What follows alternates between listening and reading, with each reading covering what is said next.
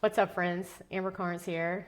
Wanted to invite you in to another little Amber experiment. And I'm not sure what this thing is going to be. The phrase that kind of popped into my head when I started thinking about this was that it's a half-ass, wholehearted video diary, but it might turn into an audio diary, or it might turn into something else entirely, or it might disappear into the mist as experiments sometimes do.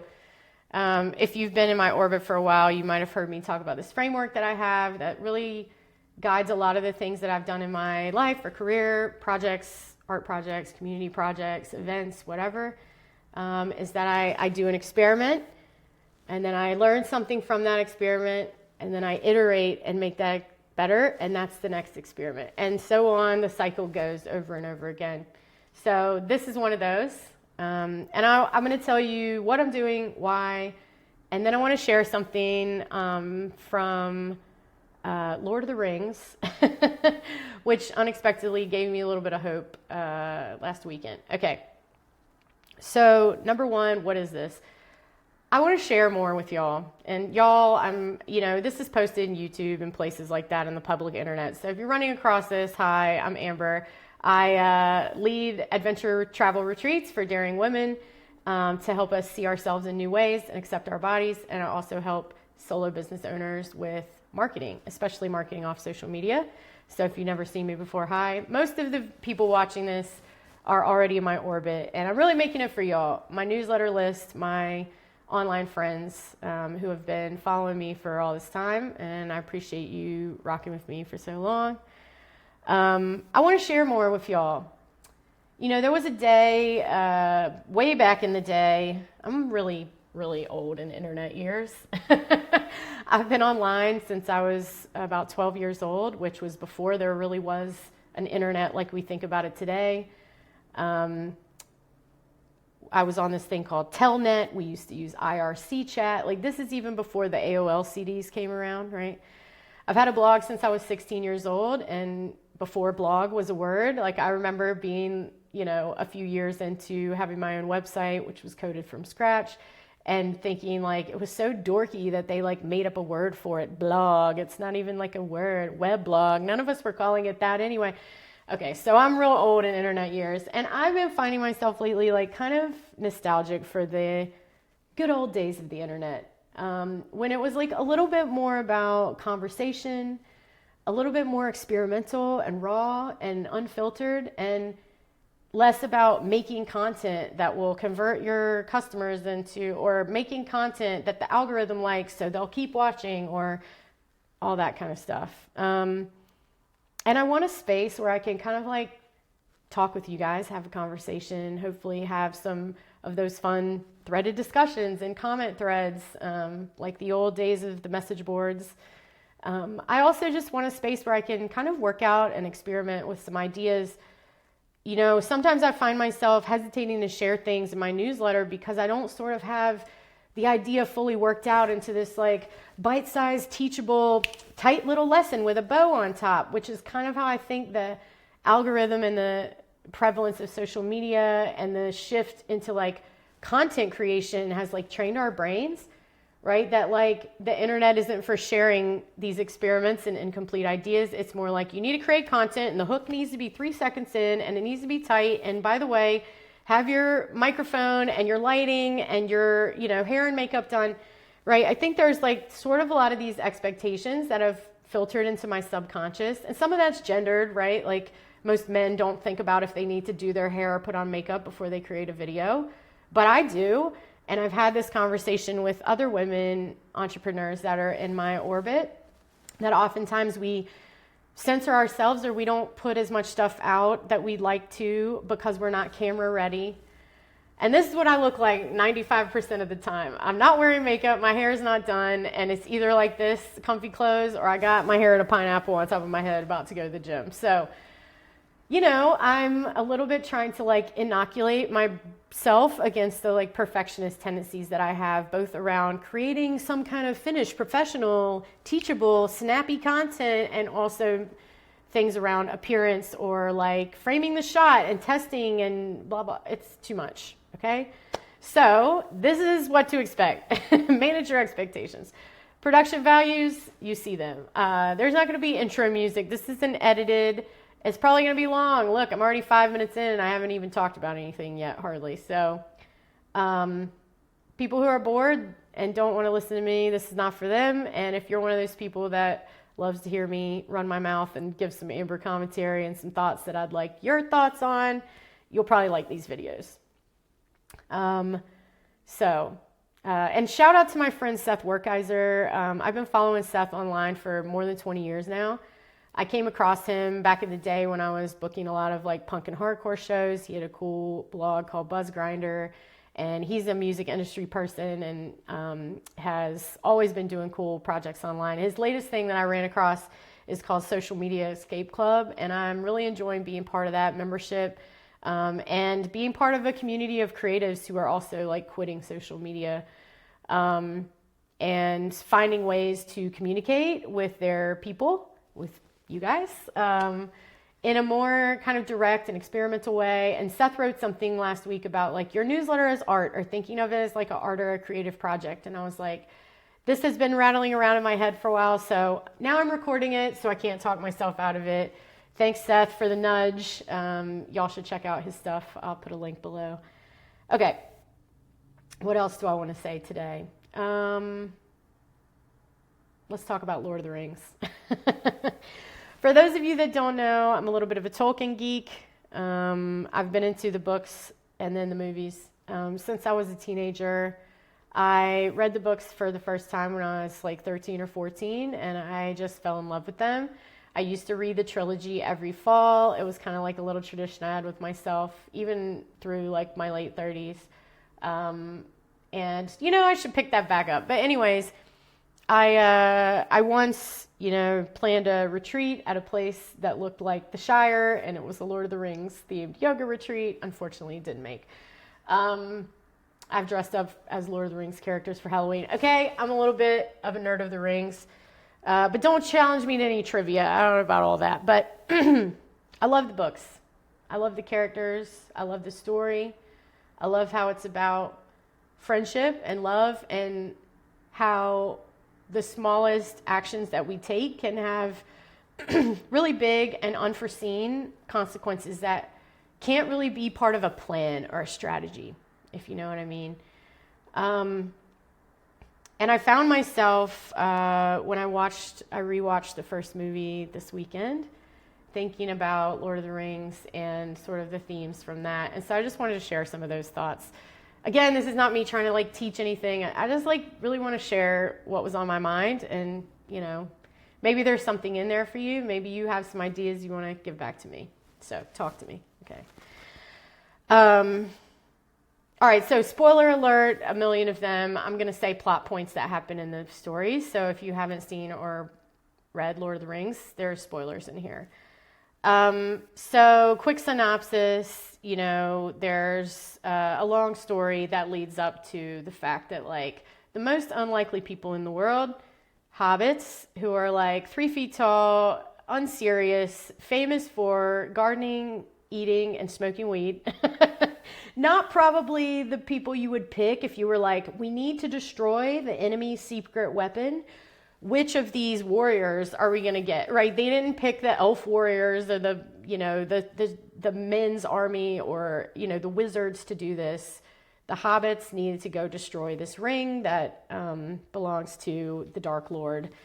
And there's currently going on a, you know, state-sponsored campaign of terror, intimidation, and, you know, enslavement and murder, and all of those things sound familiar.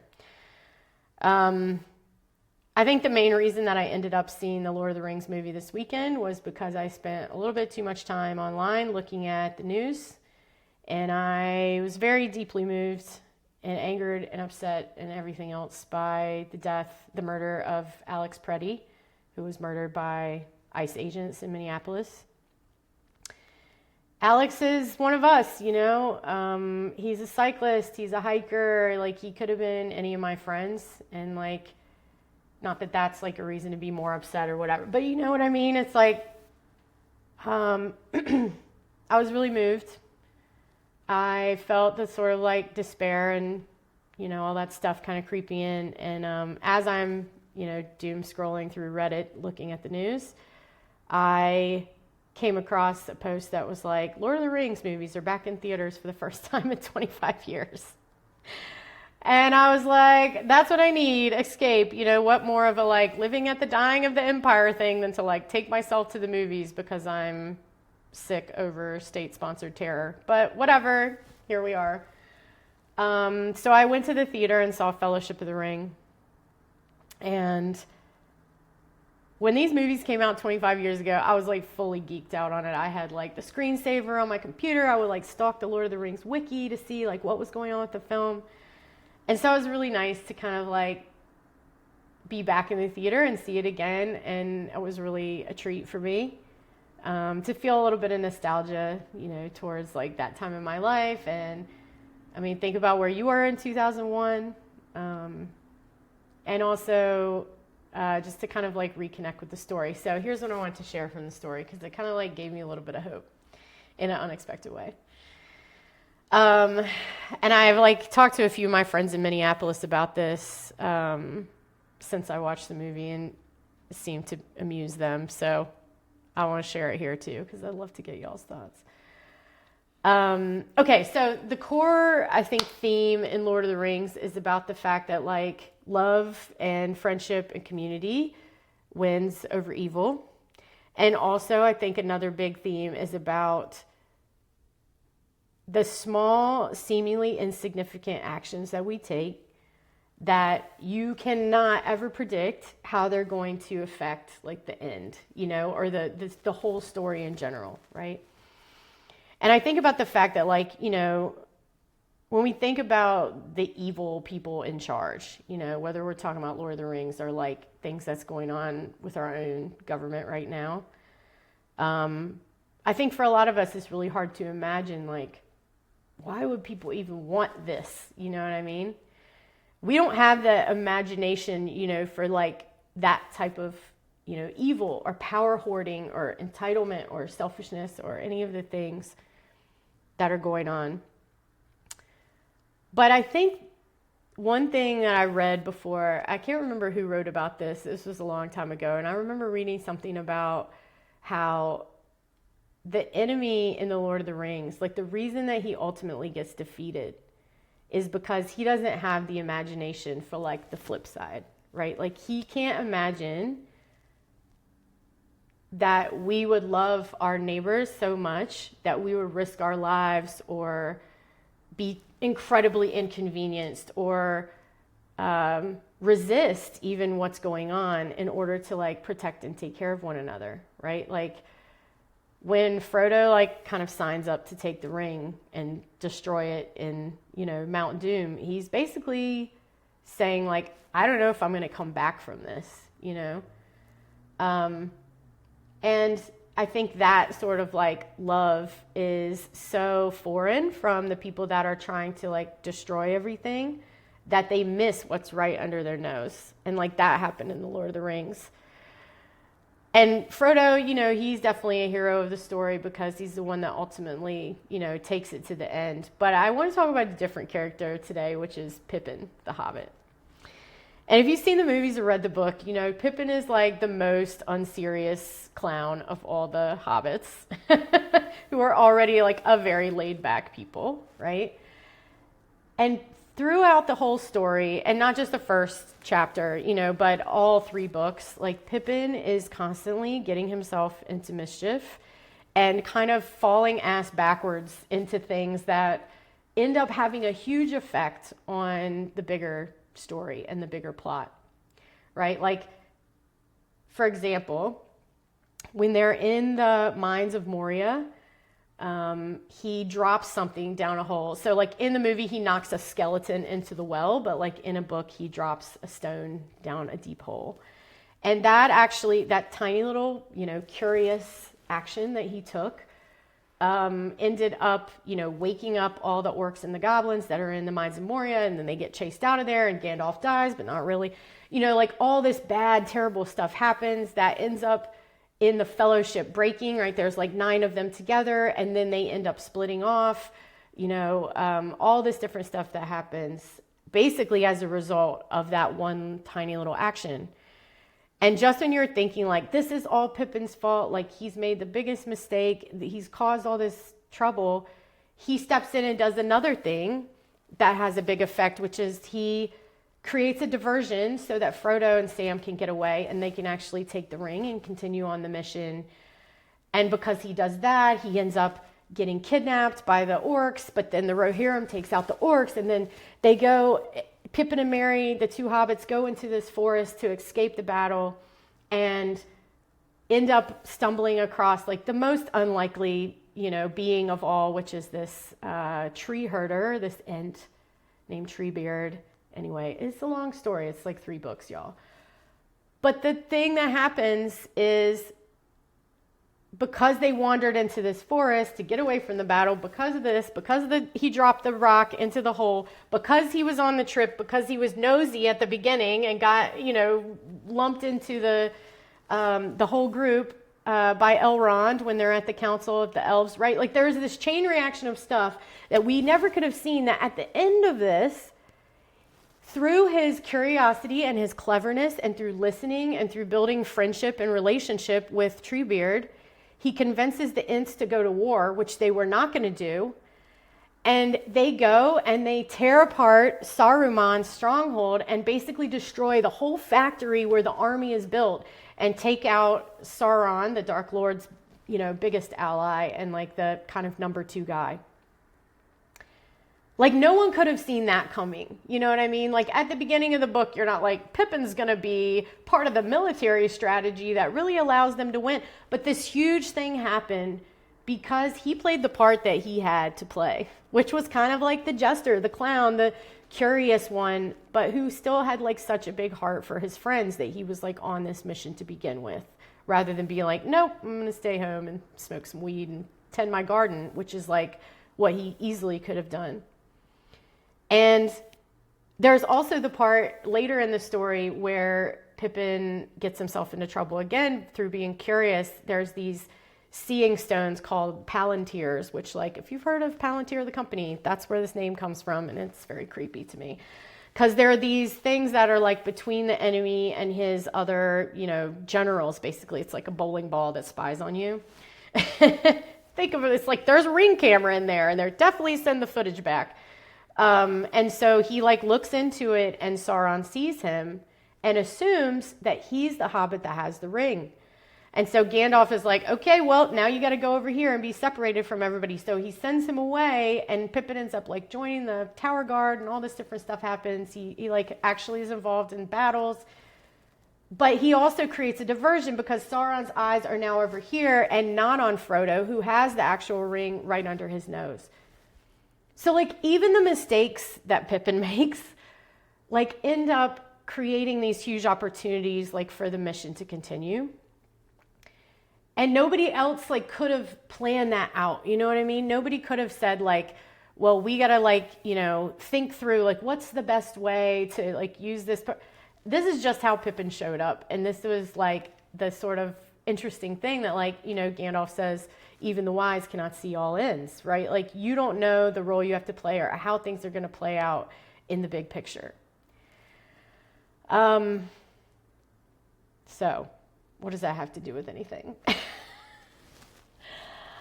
I feel like lately, thinking about all the big and dangerous and emergency things that are happening in the world, I often feel inadequate. I feel super lame sharing my work or talking about marketing coaching at a time like this, I even find it really just hard to focus on the things that I want to do or the things that I want to create, because I'm worried about like, am I doing enough? Am I showing up enough? Am I, being effective enough in helping, make this world a better place? We'll just say as a catch-all term. And I think the thing that I like from Lord of the Rings that kind of reminded me was like that Gandalf quote that's like, Frodo is like kind of crying and he's saying like, I wish none of this had happened in my lifetime. Like I wish this was different. And Gandalf was like, yeah, so does everyone who lives through times like these, but like it's not your thing to decide. Like all we can decide is how to use the time that was given us. And I really appreciated hearing that again, even though I've like read that quote and seen the movies a million times. You know, we all have a role to play in this life. I often think about life as like this video game. It's this like complex, crazy ass video game that like someone designed this. Someone thought all this and the way we have it set up was a good idea. If I was in charge, it would not be like this, okay? There's a lot of systems that would be very different, but this is the one that I landed in. Like I didn't have a choice to show up here, but I do have a choice about how I play the character that I was given.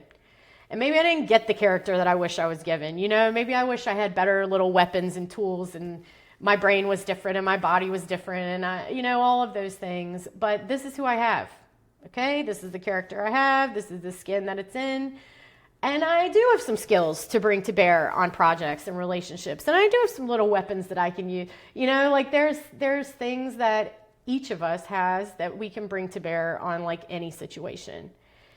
And even Pippin, you know, the fool of a took, Gandalf calls him, with his like bumbling ways and his curiosity and his silliness and his like own clever way, had like huge impacts in the end that no one could have seen, predicted, or even if they had planned, probably wouldn't have worked. You know what I mean? And I think the like encouraging thing is that like, you know, the evil powers in charge like don't have the imagination for the type of humanity that we sense in one another. They assume like they're all going to join up because they'll see how mighty we are and they know that they can't resist. Or they'll just see how horrible this is and not resist at all because it's not worth it. It's better to just stay safe. Or they're just going to want power like we want. They're going to want the same things that we want. And so they will also ignore their neighbors, and that will make it easier for us to just carry out whatever reign of terror we want. But they don't have the imagination for Pippin.